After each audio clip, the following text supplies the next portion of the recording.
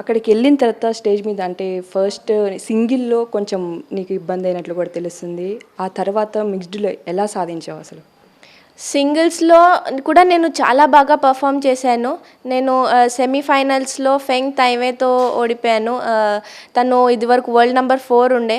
So, తనతో నేను చాలా బాగా ఆడి జస్ట్ లాస్ట్‌లో డిసైడర్‌లో ఓడిపోయాను. సో, చాలా డిసప్పాయింటెడ్ ఉండే మ్యాచ్ తర్వాత నేను. కానీ నాతో పాటు నా మెంటల్ ట్రైనర్ ఇంకా నా కోచ్ సోమనాథ్ సార్ కూడా వచ్చారు. సో, వాళ్ళు ఉండడం వల్ల నాకు చాలా సపోర్ట్ ఇవ్వగలిగారు. సో, మ్యాచ్ తర్వాత ఆబ్వియస్‌గా చాలాసేపు ఏడ్చాను.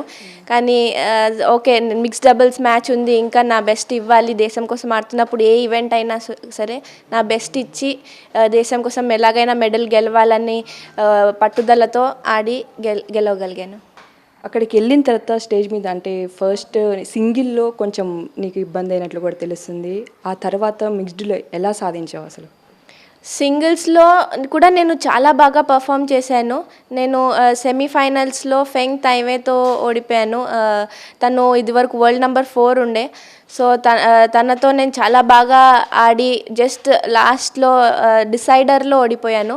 సో, చాలా డిసప్పాయింటెడ్ ఉండే మ్యాచ్ తర్వాత నేను. కానీ నాతో పాటు నా మెంటల్ ట్రైనర్ ఇంకా నా కోచ్ సోమనాథ్ సార్ కూడా వచ్చారు. సో, వాళ్ళు ఉండడం వల్ల నాకు చాలా సపోర్ట్ ఇవ్వగలిగారు. సో, మ్యాచ్ తర్వాత ఆబ్వియస్‌గా చాలాసేపు ఏడ్చాను. కానీ ఓకే, మిక్స్డ్ డబుల్స్ మ్యాచ్ ఉంది. ఇంకా నా బెస్ట్ ఇవ్వాలి. దేశం కోసం ఆడుతున్నప్పుడు ఏ ఈవెంట్ అయినా సరే నా బెస్ట్ ఇచ్చి దేశం కోసం ఎలాగైనా మెడల్ గెలవాలని పట్టుదలతో ఆడి గెలవగలిగాను.